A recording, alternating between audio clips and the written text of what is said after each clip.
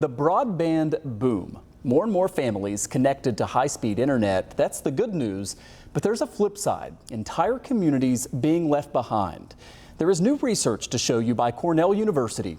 It shows the number of households statewide without high-speed internet access dropped from 1.3 million in 2017 to 725,000 a half-decade later. That's progress. But researchers found much of that increase comes from cell plans, which means more than 1 million households could be underconnected. Now, the two counties where households are least likely to have broadband subscriptions are right here in western New York, Chautauqua and Cattaraugus counties. 7 News anchor Leah Lando will join me in just a moment, taking a deeper dive into that. First, though, I want to welcome to the show live right now Dr. Russell Weaver, Director of Research at the Cornell School of Industrial and Labor Relations, the Buffalo CoLab. He helped spearhead this research. It's great to have you on. This is super important. And first, I wonder if you can just explain to us what this underconnected phrase really means and how this is impacting some people who are watching us right now. Sure thing, and thank you very much for having me. So the focus on broadband is often who does not have access to a high-speed internet connection. And so that is the roughly 725,000 household figure that you referenced. We took a broader look at this and looked at underconnected households, which also included those whose broadband connection. So again, on paper, they show up as having a high-speed internet connection, but their connection is exclusively through their cellular data plan. And so that we consider to be relatively underconnected because there are still many websites and functionalities that are not mobile friendly yet. And so to have your only access through your mobile phone, you might not get to enjoy the full breadth of what the internet has to offer for you. The other part of that, it would seem to me, is that it can be quite expensive to rely solely on a mobile plan for your home internet. How does that sort of factor into this? And of course, there are so many rural areas where the cell service isn't that great. That's absolutely correct. So price is a big thing. When we look at all of the data, income is still one of the biggest barriers to broadband access. Looking at the level of accessibility by income group, lower income folks are the least likely of all New Yorkers to be able to have a broadband connection.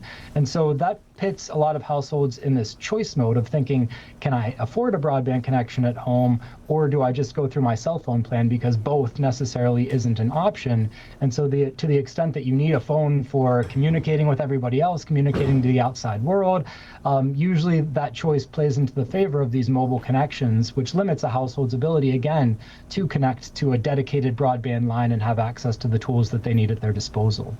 So Dr. Weaver, we shared some of the numbers there, and it's always good, right, when more households are connected to high-speed internet, but clearly there's a lot of work to do. It seems like New York is as focused on this as any other state in the country making investments, but what needs to be done here? Absolutely. So the biggest challenge, going back to the price and income, is really that broadband is a commodity, and it's a commodity that's owned by the private sector where the motive is profit. And so the prices that we see are based on the level of profits that the providers are able to earn. And so there are bills in New York State. We have a lot of supportive legislators that are looking at potentially regulating broadband like a public utility, which would maybe create some pressure to bring prices down, or to at least keep them level and steady. And so attacking that problem, making broadband more affordable and permanently affordable for everybody, is going to be one of the biggest initiatives going forward, to try to take that number that we see that is already falling and make it fall to the floor. Yeah, high-speed internet is no longer a luxury. It is just a necessity. Are you optimistic that we deal with this in a meaningful way soon? So, I mean, one great thing that's happened here in New York State, it happened a few years ago, but the legislature passed something called the Affordable Broadband Act, which was signed by the then governor. That act has been in a legal purgatory because there was a challenge against it. Providers thought it might be preempted by federal law. The courts found that no, it is not preempted, and so this law will go into effect, and that could make broadband significantly more affordable for the lowest income individuals.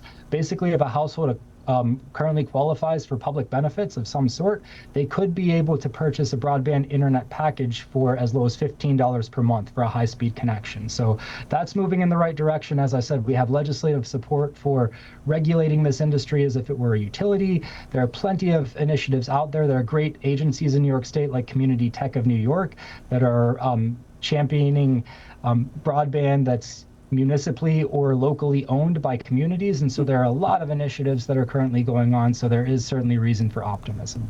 Well, thank you for your insight as always. Dr. Russell Weaver is Director of Research at the Cornell School of Industrial and Labor Relations Buffalo Lab. Thanks so much for joining us. Thanks for having me, Michael. All right. Well, right now I want to bring in my colleague Leah Lando. As we mentioned, 2 counties have the households here in New York State with the most number of households that do not have high-speed internet. A big challenge, and I know you kind of dug into that today. Absolutely, yes. So I spoke with Justin Gold, Chautauqua County's government's media information officer, about unreliable service, and we're talking about cell phone and broadband in rural community and what can be done to fix it. Here's what he said. How are we in 2024 and so many of us are dealing with unreliable cell phone service? Right. And I feel like it's kind of been the trend forever. You think of rural areas and you think of bad connectivity, and it's not fair and it's just not right. In many cases, that could be life or death, right?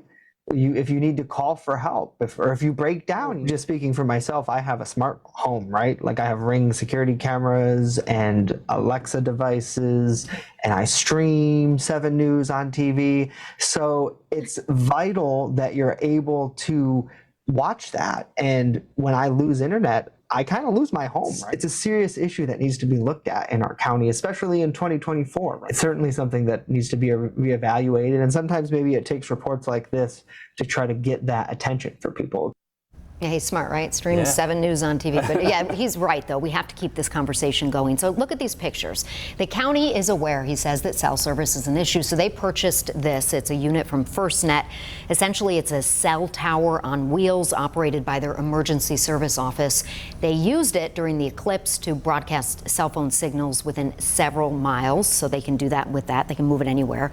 And he says he hopes major cell phone carriers are paying close attention to all these issues. But it takes all of us communicating with them as customers to help identify problem areas. He says from a county government perspective, they're making it a priority there in Chautauqua County to improve broadband access, especially with more people, of course, working from home. And he said they became more popular there in Chautauqua County. People realized what a great place it is to live during the pandemic, but they got to keep up with the service so that they could also work from home. So the biggest takeaway from that conversation with him is they're doing what they can, but we need to keep making noise about this. And I know a lot of you have reached out to us about poor service where you live. So call your cell phone provider, call your carrier. Public pressure.